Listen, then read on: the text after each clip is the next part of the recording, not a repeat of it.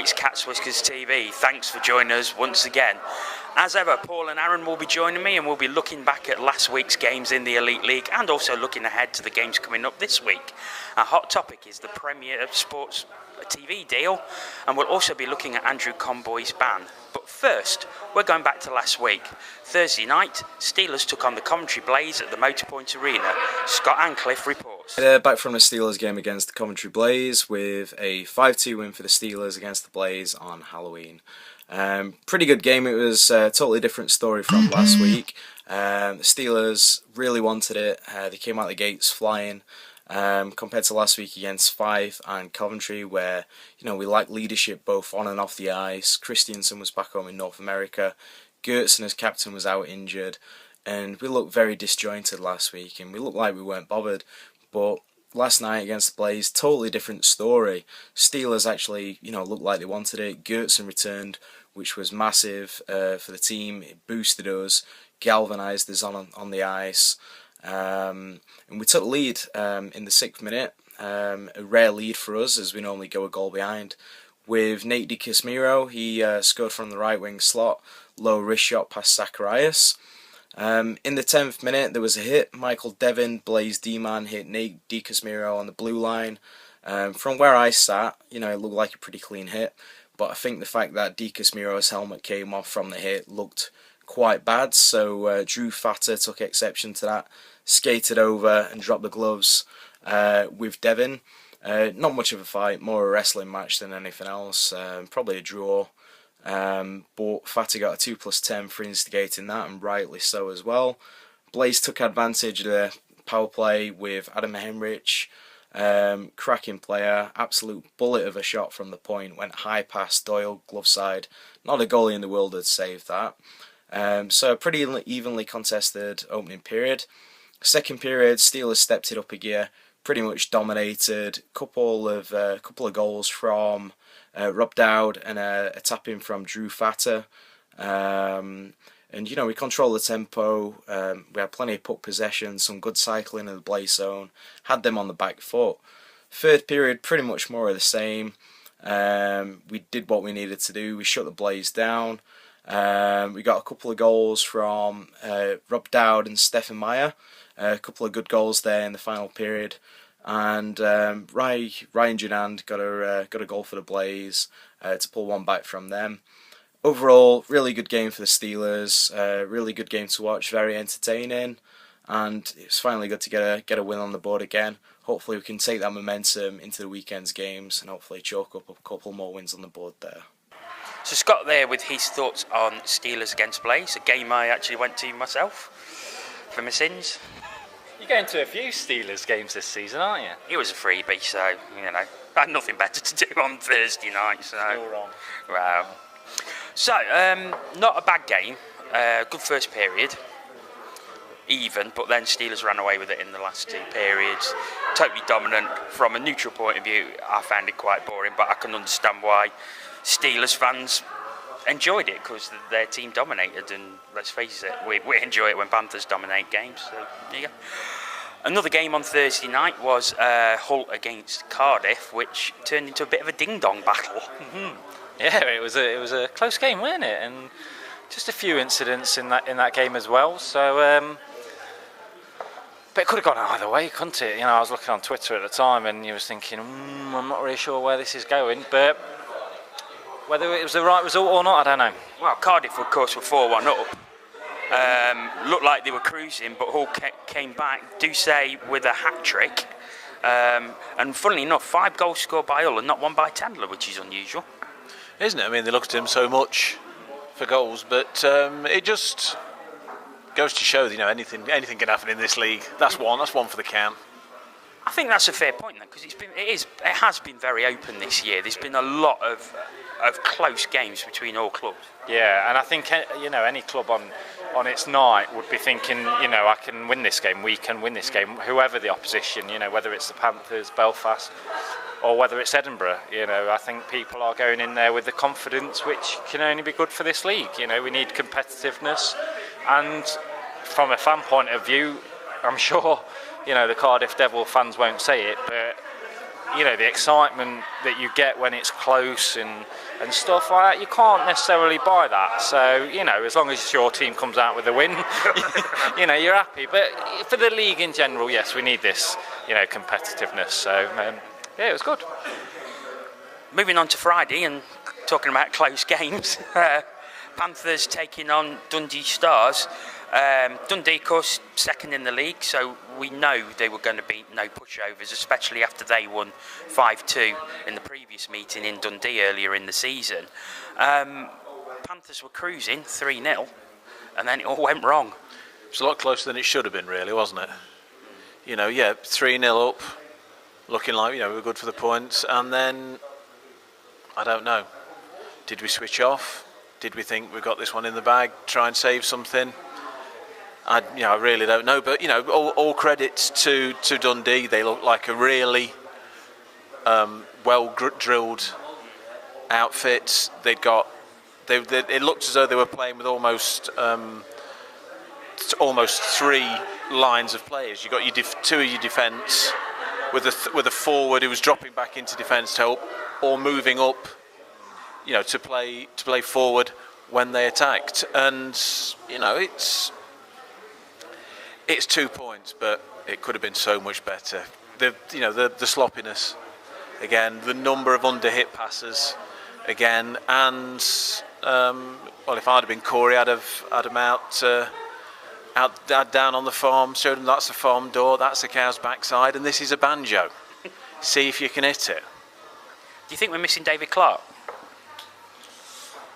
Yes, because who isn't going to miss David Clark? I meant more from his captaincy, from a leadership stance. I'm not too sure, to be honest, because I'm yet to work out what kind of captain Clark he actually is. And I don't mean that bad. Some captains just lead by example on the ice and by how they play.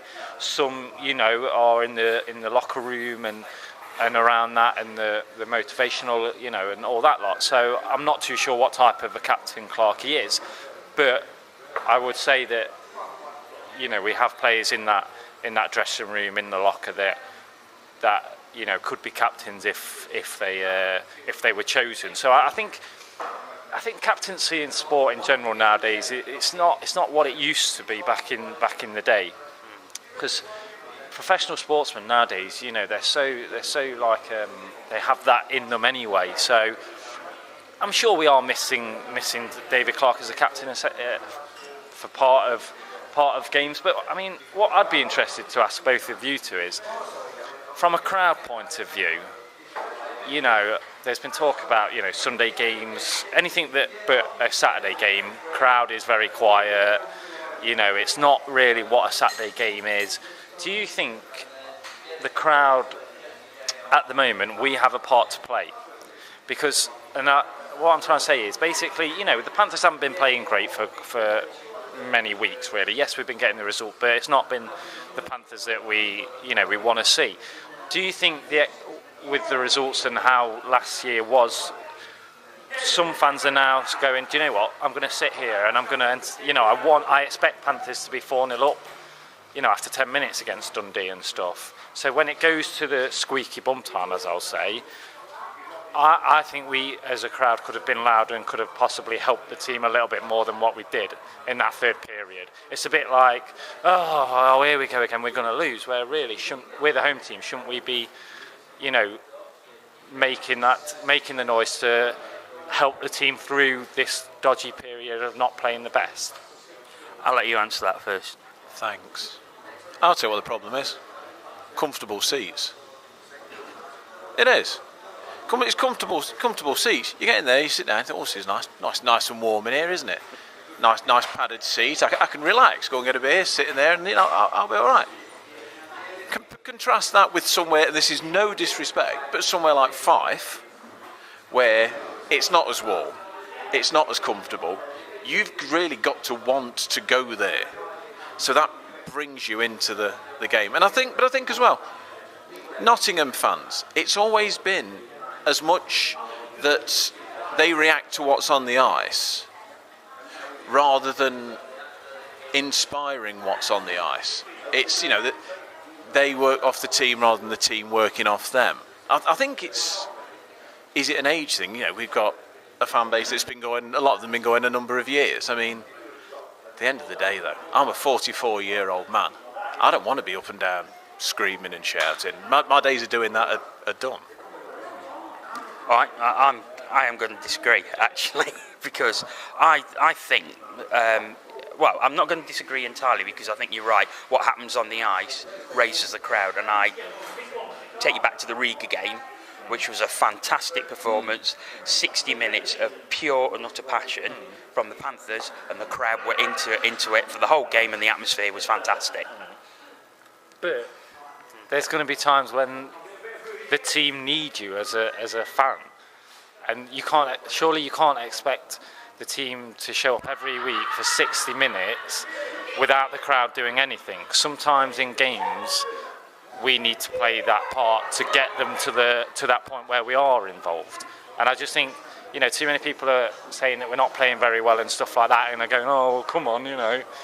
But carry on with what you were going to say. No, I think just to answer that point, I think you're right, sometimes they do, you're right, but I think the other thing with the Panthers crowd is there's a lot of what I would call fair weather hockey fans, is they're there for a night out and a drink. Nothing wrong with that in the slightest. It's ticket money, it brings money in, it keeps us in the solvent position that we are. However, if you're going there for a night out and you're there for a drink and to be with your mates, you're not necessarily going to be that into the game or that bothered about what the result is, and I think that is a factor. Which brings me back to my original point, because are people in Coventry going to say, oh, you know, let's go and just watch a game of hockey at the Sky Dome, you know, it's nice, you're nice and relaxed. No, the people there are the you know, it's a hardcore fan group, and they're there to get the team going. But do you think, I mean, to ask a question back, what do the club need to do about it, or have they already missed the chance? I don't know off the top of my head. I don't know what the club would be able to do, to be honest. I mean, I think what we've all said, you know, including myself, is quite, you know, they're all reasonable points. You know, just that one, I was just thinking when Paul was saying that about Coventry, is it the fact that we are an arena club compared to the rink clubs? So, you know, rink clubs, you fit, 2,000 in max maybe in some of them. So you are going to get the hardcore ones, whereas here, you know, a 5,000, 6,000, 7,000 capacity arena, you are going to get people that go for a drink, oh, I'll try this out, but I'm not really that bothered. I don't know, it's a tough one. I just sometimes think, you know, I was thinking that obviously, you know, last season is what it was, but does that mean now that we are expecting that level automatically? And I just don't know whether that's, you know, whether as a fan we can do more in these games that are tight, where we could have easily lost against Dundee. Could we have done more to make that we could have spurred the team on so it didn't go to OT? I don't know, it's just a point I wanted to raise. No, I think Anton, Panthers Hockey Live, has often said about how quiet it is in the arena, and, you know, fans need to get up. And yeah, I think you've got a point. From my point of view, I like to see something happen on the ice that makes me want to get up. Anyway, I think we'll move on, or we could be on this all night. Saturday, I want to leave the Giants-Devils games to the end for obvious reasons. Have I got to do my research again? Oh, no. Again. Clan versus Caps. So, decent result for the Clan, 3-1. Caps took the lead in that game, but then Clan come back with 3. Finity's side starting to show a bit of form. They are. I mean, we'll talk about, you know, Sunday's game a little bit later, but they're getting results when they are short benched.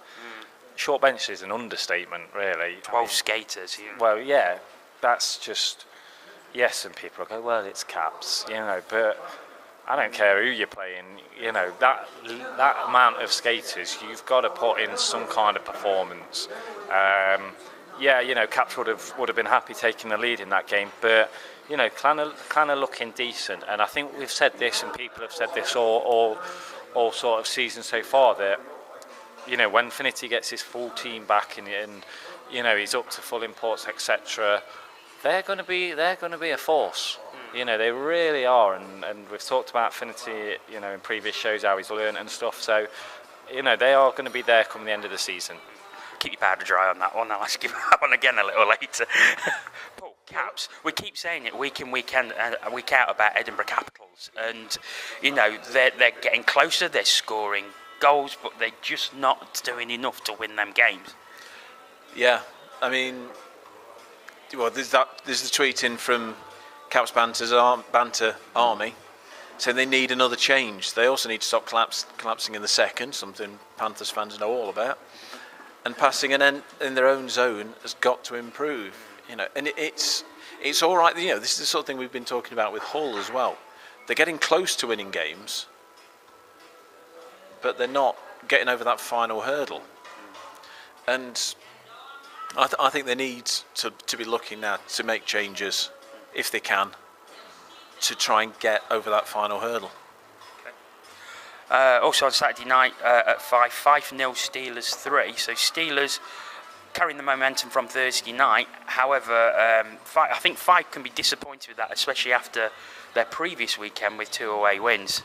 Yeah, they would have, you know, a home game, and Steelers obviously playing in the week on Thursday against, you know, a conference team in Blaze. You would have thought maybe they'd the coach up. It would have been a good opportunity for them, but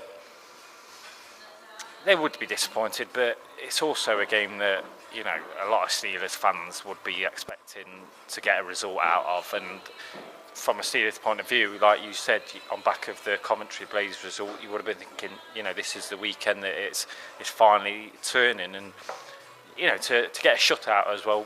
You know, that's not easy up there. So yeah, a very good point, a very good game, from the Steelers' point of view. And sure, you know, any team, you want to win your home games, don't you? But you know, it's a good result for the Steelers. Moving on to Sunday, Caps 4, Edinburgh 5. That looks like a bit of a humdinger down at Murrayfield, but Dundee, they keep getting these points.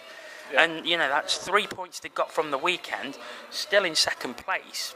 You know, they're hanging on in there. They're doing really, really well. Yeah, I mean, you know, that's what you've got to do. You've got to keep grinding the results out. You know, if things don't go your way, you've got to work at it. That's what championship winning teams do. Looking at Blaze 5, Hull 2. So Blaze coming back from their disappointment on Thursday night with a 5-2 win over the Stingrays in what was their only game of the weekend. Blaze were raced into sort of a 4-0 lead, I think it was, before Hull got a couple back. And then it was a final 5-2 result. However, bad news for the Blaze at the end of the game, as it was announced that Sean Eriksson, their defenceman, was leaving them. Apparently can't settle in the UK. Look, he's not the first person ever to, you know, say that the UK isn't for him and the Elite League isn't for him.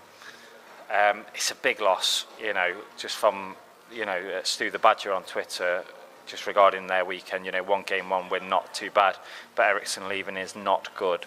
Bit of a shock, seemed to be settling okay, but you know what you see on the ice. You know, these are professional guys. They're not, if they're not settling in, you know, personally, they're not going to go on to the ice and show that. They're going to give it their all, you know, for the shirt. And especially in Coventry, you know, that is what they're built around. You know, you #bleed blue and all that. But so from that point of view, it is very disappointing for them. But you know, there's rumours on Twitter about other people in Coventry, you know, possibly. Apparently, and Andy Buxton's been on Twitter tonight as we record this, saying, you know, that's all false. Well, that's obviously good news if you're a Blaze fan. Like I said, you're going to get these people that don't settle. What can you do? You've just got to, you know, wish them the best and try and get out there and try and find somebody. And I'm sure Matt will be looking and searching, and Paul Thompson will be looking and to find somebody to fit in there. So we'll see who they get in. Panthers, 7, 5 for 1. Great result.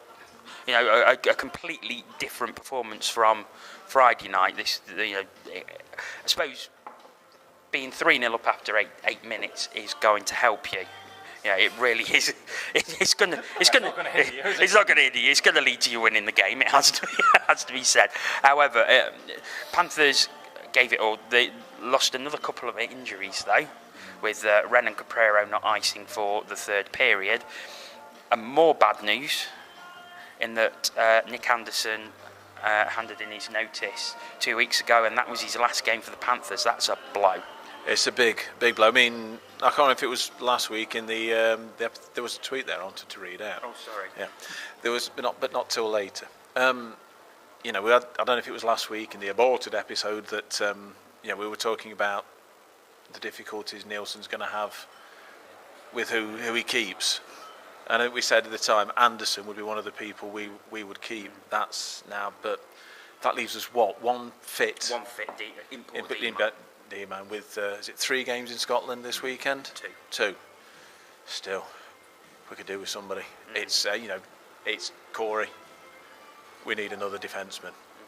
I think, but with Anderson handing in 2 weeks' notice, I would think that You'd hope so. Look how quick we got Neil Conway in, who I thought was excellent, looked really assured in net, in place of Kowalski. Yeah, we should say congratulations to Craig and his many wife. Congratulations. Yeah. Little Blake born 333 for number 33. That's a bit of a coincidence. Great name as well, I think. Blake, Blake Kowalski. Yeah. That's a netminder's name, that, I think. What, one for the Panthers? Well, we'll see. So moving on again. Steelers against Clan. Well, we'll talk about this later, but first let's see what Scott had to say about the game. Hi there, just got back from the Steelers game, resulting in a 4-2 loss for the Steelers against the Braehead Clan. Very disappointing game, very sloppy and a very poor performance on the Steelers' part. Braehead only had 12 skaters. We should have dominated. We should have took advantage of that and used their depth to roll them over, and it was quite the opposite. Braehead come out, they were firing, and they were all raring to go, and the Steelers just sort of sat back and absorbed it, and we just looked stupid on his home ice against the 12-man Braehead Clan. Well, can't take nothing away from Braehead, they really deserved the win, but it was just embarrassing watching such a poor Steelers performance, especially after the night before against Fife when they played so well, shut out Fife, and then come on home ice and lost 4-2 to a 12, a team with 12 skaters. So very, very embarrassing, a poor performance. So we got a lead. We took the lead in the 4th minute. Jason Hewitt, pretty nice goal out in front in the slot. Then they responded. Couple of goals towards the end of the period. A nice goal from Matt Toe against his former team, and a good goal from Joel Champagne too. Bit of a scramble. He just tapped it on from close range. And then a second period, really sloppy second period. We were terrible. Braehead were first to their puck. They were more physical, and we just got sort of dominated on his own ice. They got a goal in the second period as well. I forgot who that one was from. And then it was Shane Luss, sorry. And then third period, we got a goal with about 10 minutes left, short-handed. Goal of the game, Rob Dowd broke down the right wing, absolutely ripped one top shelf. Underside crossbar and in. Not a goalie in the world had saved that one. And then they got an empty netter towards the end of the game, I think, with about 20 seconds left, just to consolidate their victory, really. Bit of physical stuff in the game as well, with Sami Zayak boarding Steven Gertson from behind. So Dustin Cohen stepped in, gave him a bit of a pummeling. But overall, a lot of inconsistency on the night. Very disappointing performance, especially with some big games coming up against Belfast and Nottingham. We need to get some momentum for those games, not go back to us indisciplined and inconsistent ways. So hopefully, we can start to turn a corner and get a few more wins on the board. Scott's thoughts there on Clan against Steelers. I must admit, a surprising win considering Clan was so short bench, but the Steelers team were feeling the full vitriol of their fan base on Steel Talk last night. It was a quality read. I suggest you have a look at the game thread. No, I don't go on Steel Talk, so why would you really should. It's good fun. Why? Why do I want to do that, to be honest? But there you go. No, a fantastic result from the Clan's point of view. I was listening to Finner this afternoon with Seth Bennett again after the game, and he was just saying it's just incredible. It's just amazing. You know, they had 6 forwards and 4D. And basically 2 spare British lads as well. Yeah. Who I think got 4, from what I read, got 4 shifts between them. That's just It's a phenomenal result. It's just crazy. And you know, they were saying obviously you went down to Hewitt's goal after about, I think it's 4 minutes 17 seconds to be precise. You would be thinking, research, I told you. You'd be thinking, oh my God, here we go. You know, let's try and contain. And that's pretty much what Finity said. He was like, the game plan was, you know, do what we can, try and contain it, try and hit them when they're you know, they're on the back foot sort of thing. But I mean, as much as it's a fantastic result from the Clan's point of view, you've got to be disappointed from a Steeler, haven't you, really? You know, especially with the weekend that they've had, you know, a win over Blaze, Fife, back in your own, you know, tin shed. You'd really hoping to finish it off 6 points. But this Clan team, they just do not know when to give up. And you know, there are going to be plenty more results with the Clan like that. But from Finity's point of view, back there twice, walked away with 4 points, and this one in regular time. Can't get any better than that. A question I want to ask you both about the Clan. Serious title contenders? I think you've got to look at them as that, yes. You know, and you know the thing Aaron was saying about them not giving up. That's true. They're a team playing in their coach's image. Mold, yeah. I mean, we've got you know, Ticket Ted again on Twitter saying that, you know, the players are responding to the coach's leadership, and I think we're now seeing what Finner is demanding from his team. You know, and that is going to mean if they keep playing with that attitude, then yeah, who knows? Aaron, same question. Yeah, I think I know people say, oh, it's only one result, but you know, that result in its own, you have to stand up and go, well, hang on a minute, in the circumstances, in the situations, and there are, I'm 100% sure they are title contenders.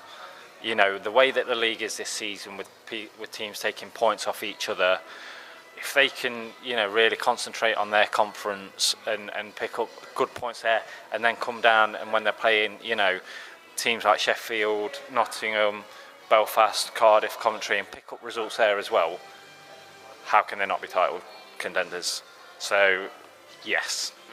Yeah, and I think I'd agree. I think if they keep winning, I think they're a team to watch, and I think as they strengthen and they get more bodies back, they're going to be an incredibly dangerous side. Exactly. You know, it's going to be one that teams are going to be looking at and thinking, we're playing Braehead.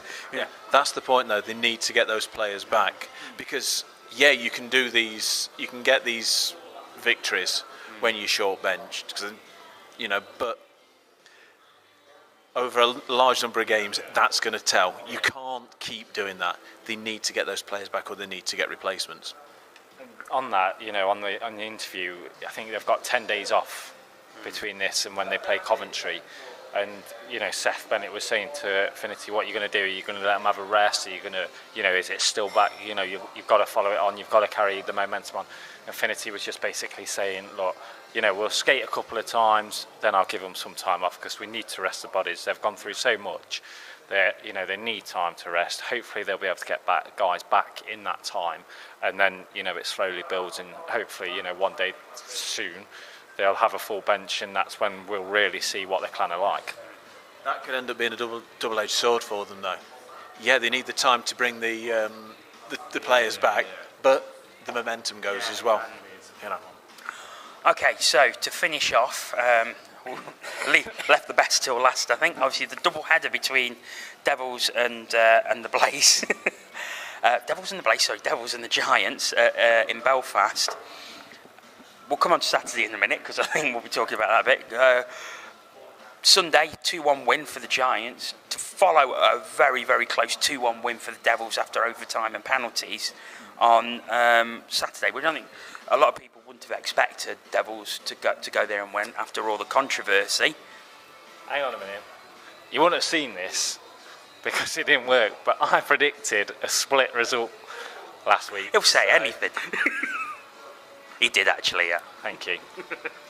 Wasn't that the week that I gave out all 6 of the lottery numbers?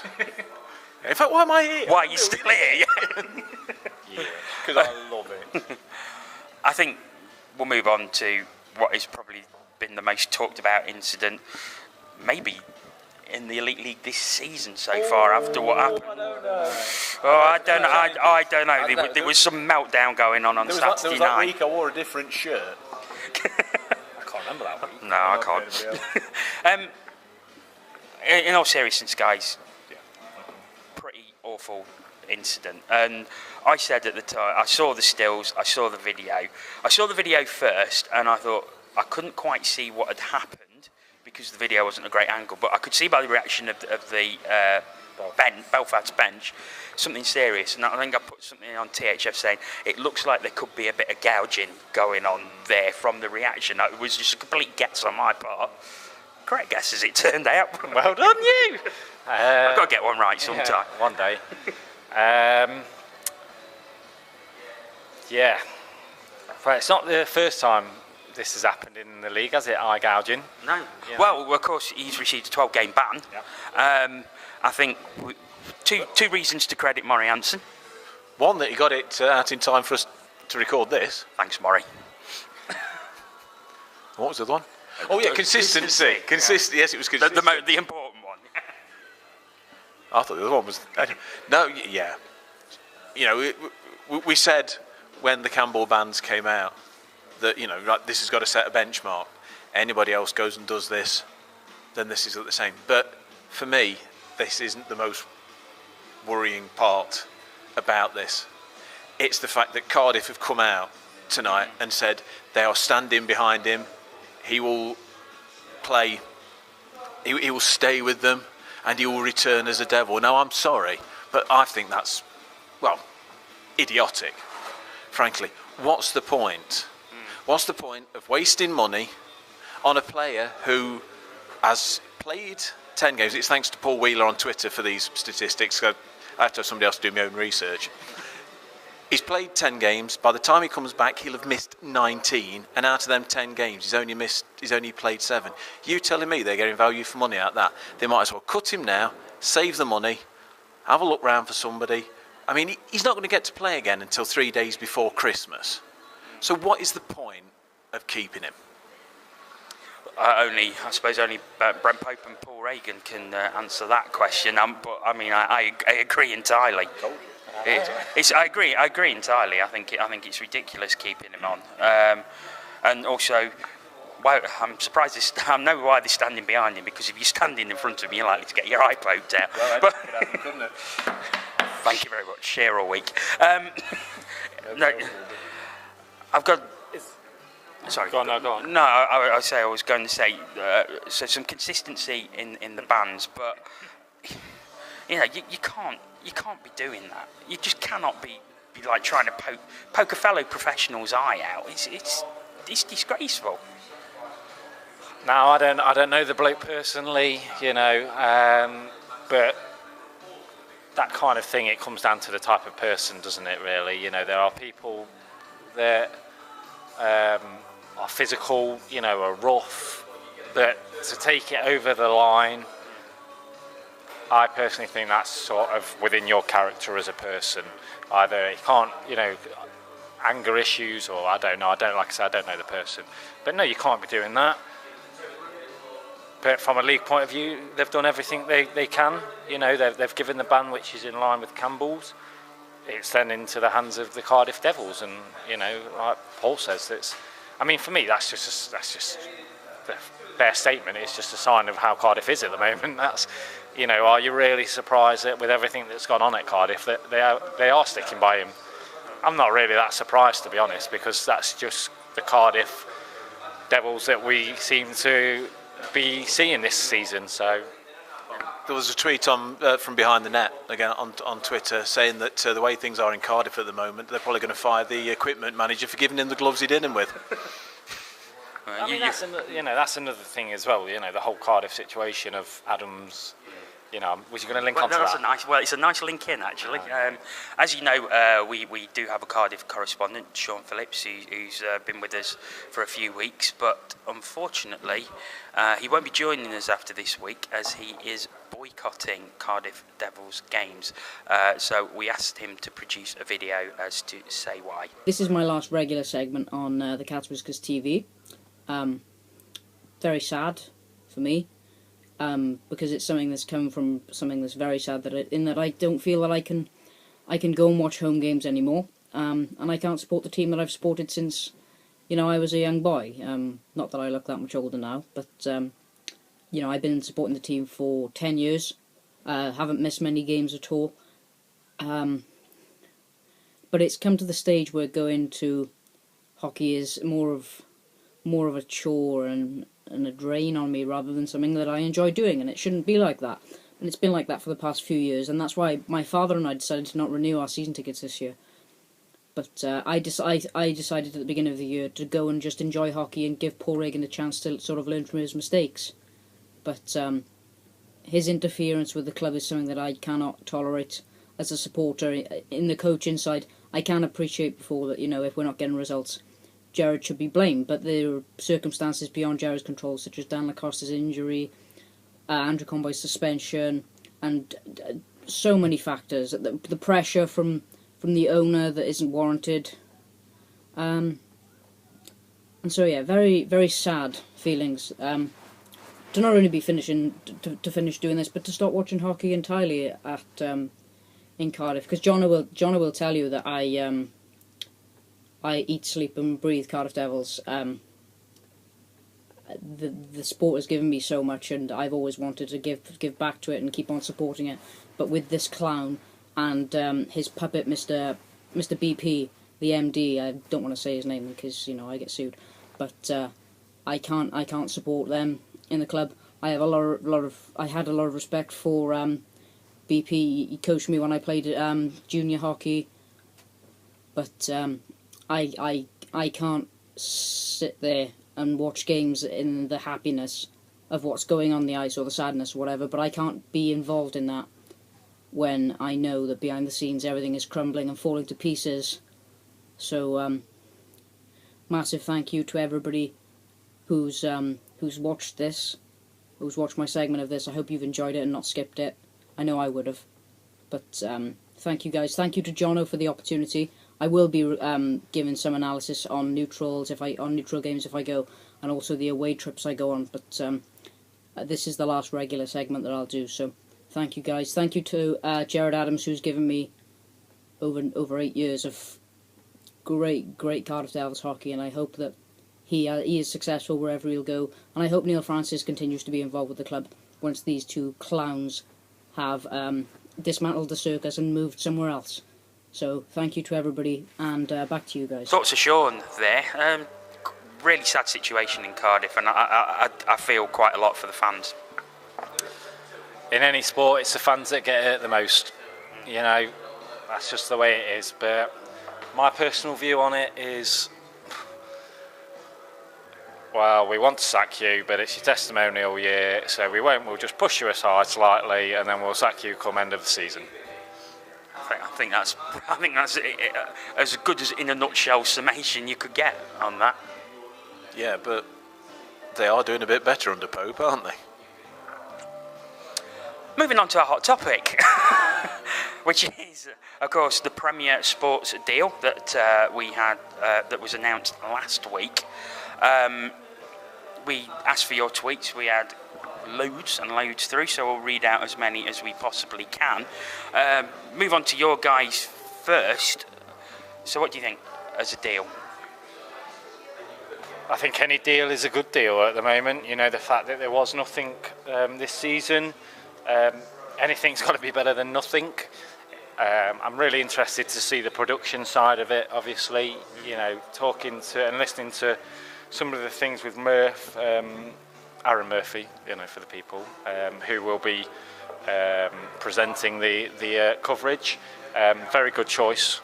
You know, he does really hard work for, you know, the elite league hockey over here as well. So, you know, very well done to him.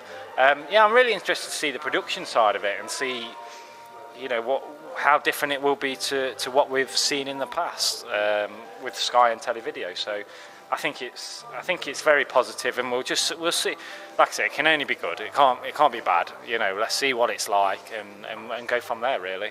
I think as disappointing as it was to lose the coverage on Sky, I mean, it was a good highlight show, but you never knew what time it was going to be on. It was regularly moved, sometimes even cancelled. We know now that from the 23rd of November that every Saturday night there's going to be a live Elite League game on the television, and I think that's important that it's a live game instead of highlights. Although I know that it's not been announced, I would like to see some sort of highlights package on there as well if they could fit it in. You don't need one. But live, I mean, it's good. Do you think it's better having live games at a regular time every week than what we have with Sky? Even though people are saying that the exposure on Sky was better. Well, yeah, 'cause the exposure on Sky is going to be better because more people potentially are going to see it. But like I say, it moved about all over the place. You never knew where it was going to be when. But this, the only downside, and there's a lot of people saying this, is that it's on Saturday night when a lot of the audience, the main audience, because yeah, you're going to bring people in, but your main audience is going to be people who are watching anyway. It's the ones of Sky Plus and your TiVo box, or just press and record, program the video if you've still got one of them. You know that. Go on. No, I was just going to say very quickly. You say about, you know, more people can, when you're talking about the highlight show on Sky, and you say more people, excuse me, more people can see it because, you know, they might have Sky, they might not have Premier Sports. But how many people are actually watching it at 2 a.m. in the morning when it's actually on, compared to 7 o'clock on a Saturday?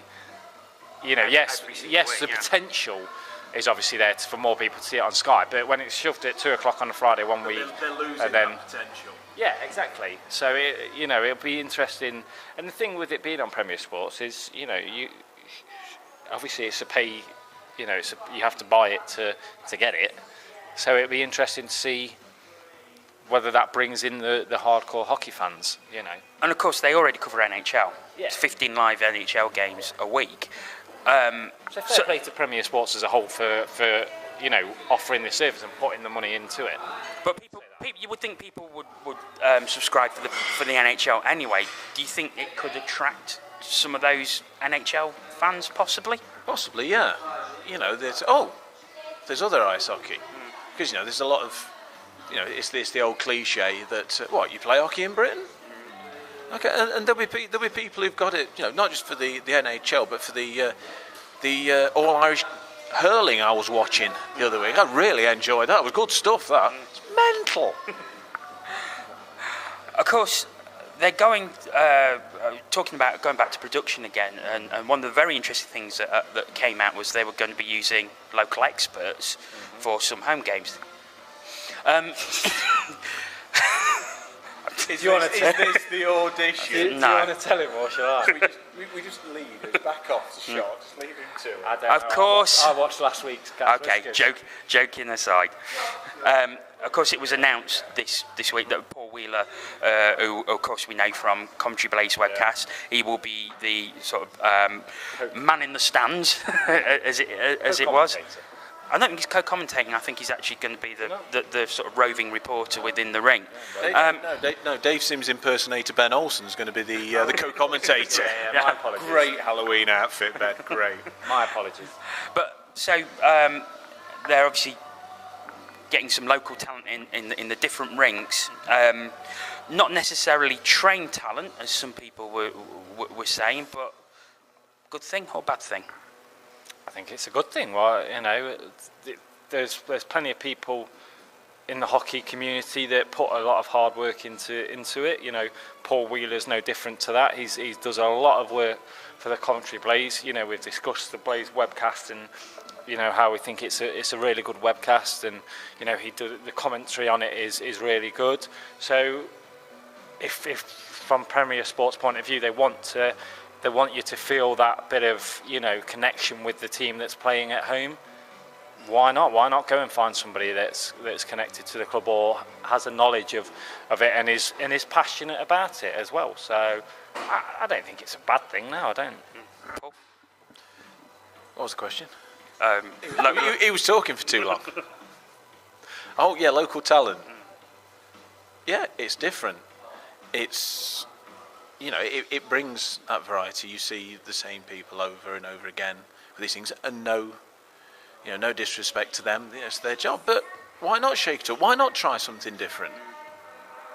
Yeah, I think Premier Sports have got to do that as well to a certain degree, because otherwise it would just be like, oh, it's a Sky show, isn't it? Just on Premier Sports. They've obviously got to going in there with a bit of a different attitude and a different way of portraying, you know, British elite league hockey to the wider nation. And if people like, you know, if we're going to get NHL fans possibly watching some of these games, then why not try and do something a little bit different? And, you know, from what Murphy was saying in an interview that he did with A View to the Bridge, he was saying, listen to it, it's excellent interview. It's really good.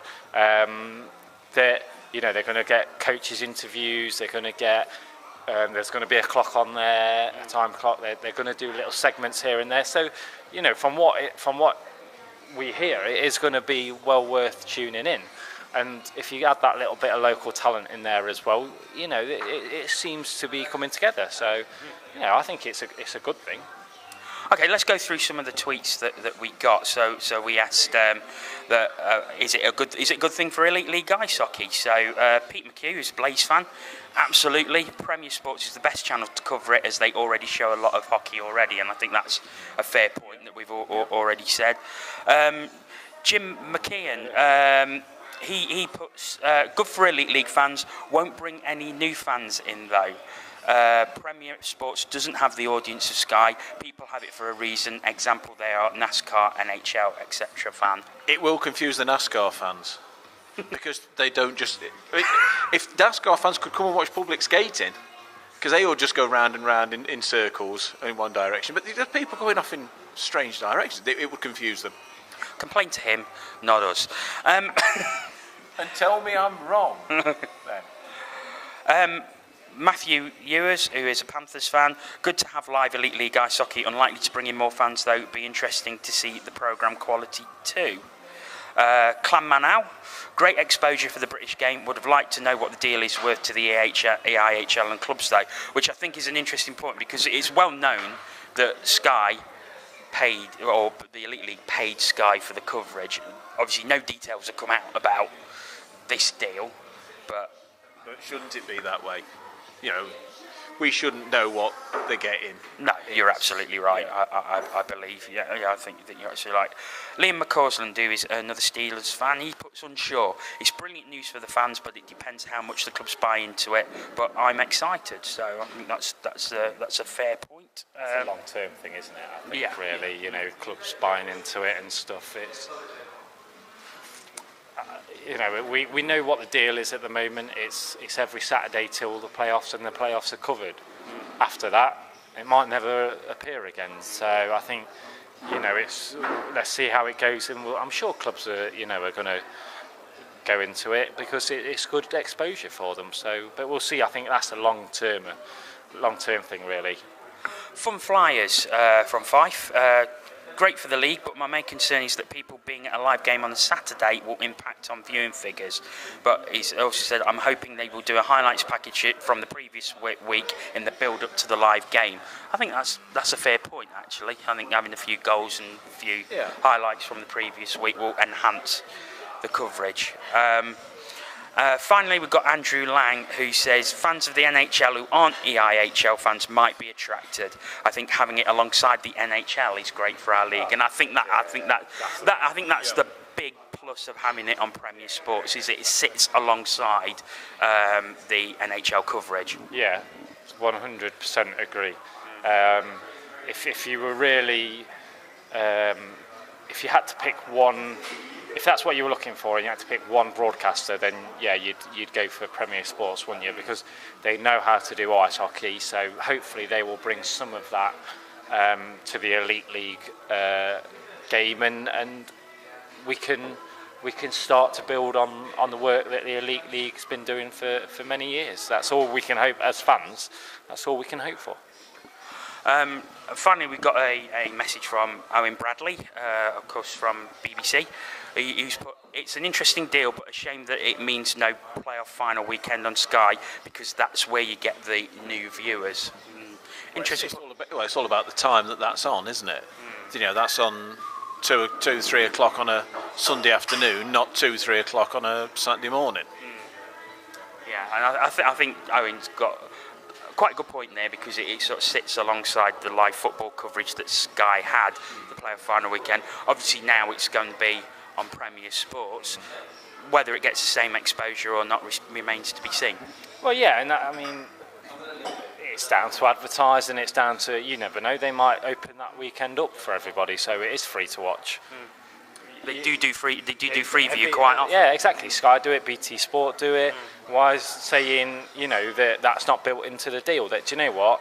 For every game, yes, you have to pay for it. You have to be a subscriber, but do you know what? For the playoff weekend, we're going to make this something real special. You don't know what advertising before the games, you know, in the weeks, months leading up to it, and then bang on the weekend, it might be free. You don't know, but I get what Owen is saying. And of course, it's, you know, everybody knows what Sky as a broadcaster is like, and you're coming up against the football on that weekend, but you don't know what their ideas are. And I'm sure from the things that, you know, like I say, that Aaron Murphy's talked about just on the general Saturday games, that come playoff weekend, I don't think it'll be a drab. I think there will be something, they'll have plans for it, I'm sure. Okay, then final yes or no question. Is it good for the Elite League? Yes. Yes. Yes, from me as well. So I look forward to the opening coverage. First game is on the 23rd of November with Coventry Blaze at home to the Belfast Giants. Hi, I'm Tom Norton and you're watching Cats Whiskers TV. Okay, finally we're going to look ahead to the games this week in the Elite League. Starting on Wednesday, Hull at home to Coventry in the Challenge Cup. A game Hull have to win if they have any hope of qualifying for the next round. Yes, that is correct. Be interesting to see if Coventry get anybody in, obviously, to cover Ericsson. Kurt, what do you expect? I don't know. I think it'll be a very tight game, but I'm going to go for a Hull victory. I think if Coventry don't get anyone in, it's going to compromise a defence that's already missing Olsen. Ericsson's gone as well. And with players like Ducey and Tendler and Silverthorne who can do some damage, you know, I won't be surprised if Hull coming away with a victory in that game. Yeah, I agree. Could be a shock. Yeah. Okay, moving on to Saturday, Hull at home again, this time to Belfast. Belfast, a win and a loss at the weekend, but 3 points out of 4, still top of the league. Yeah. I'd have to fancy Belfast in that, I think. Yeah. I think Sam's run of not actually paying to see a home team win, and that included the Coventry game the other week, could continue. I can't see beyond Belfast. What do you think? I think it'll be a close game, actually. I think it'll be I think it'll probably be an overtime winner for either of them. To be honest, I think it will be close, because I just think, you know, Hull's always got that capability to turn a team over in their own barn. So I think it'll be a tight game, actually. Yeah. Coventry playing home against Sheffield on Saturday night. That's a difficult one. I think if Coventry can get a defenceman in, I fancy them to win that one. So do I. Are you going? I'm not. No. Huh. Why would I? Well, because, you know, you're not going to Scotland, are you? No. Well, there you go then. I thought, you know, your second team Sheffield, you'd go and see. Yeah, I'll go Coventry win. Yeah. I hate you. Five against Panthers. Pack the barn. Right, they and it's going to be raucous in that barn on Saturday night. However, Five coming off a very bad weekend, including the 7-1 defeat to Panthers, but then Panthers, if they've only got one import D man, we could be in trouble. Yeah, a lot's going to depend on what happens over the next few days. But you know, we laid down the marker last night. You know, that's always going to be in the back of their minds, in the back of our minds. But we need that extra defenseman. I mean, what's one of Paul's favourite saying? There's nothing like a wounded rat or something like that. Cornered rat, sorry. Yeah. And pack the barn. They've just been battered 7-1. We could potentially be, you know, with just one import D. Could be bananas again. That makes me nervous, to be honest. I think that game, we will see the character of the Panthers there, because we will either lose and it will be a 4-1, a 5-2, or we will go in there and get a win. I can't honestly say which I think it is, to be honest. I really don't know. I'm quite nervous about that one. Okay. Moving on to Sunday then. Dundee against Fife. Dundee looking to consolidate second place in the Elite League. Fife, well, again, not a great weekend. Well, I suppose a lot depends on what happens on Saturday night. Yeah, you know, if a lot about Saturday night happened, it depends on what happens this week. A lot about Sunday night depends on what happens Saturday night. They could go in full of confidence again, or without any at all. So, I don't know. I actually fancy Dundee to win that one in their own barn, to be honest. I fancy a 5 win. Okay, fair enough. Cardiff against Hull in the league. I mean, in all seriousness, Devils have shown an improvement since Brent Pope took over. But Hull took them all the way last Thursday in the same barn. So, again, it could be another close one. Depends who's learnt most from that game, doesn't it? And, well, looking at Cardiff, who only conceded, 3 goals over the weekend in Belfast. That's a hell of a defensive performance. Yeah. I fancy a Cardiff win there, actually. I think at some point they had to get their ship in order. And, you know, they've made, obviously, the changes. Everybody knows who's doing what now. And I think it's only a matter of time until they start scraping together some results. And, you know, that's a good weekend that they've just had. So I think going back into the BBT, I think they'll put on a performance for the fans. So I think that'll be a Cardiff win. Sheffield against Belfast, probably game of the weekend status for that one, I think. Going to that one? I'm not going to that one, no. The other half will be. I will not. I fancy Belfast win there. Flip a coin, I think. Sheffield have been very poor at home, though. I mean, I was looking at some of their home stats that were on Steel Talk earlier today. Out of 10 games they played at home this season, they've lost 5 and won 5, so they've only got .500 record at home. That's good maths, that is, that you've done there. Well done. Well, what is your other half say? The consistently inconsistent... Consistently inconsistent Sheffield Steelers, yeah. I don't know. That's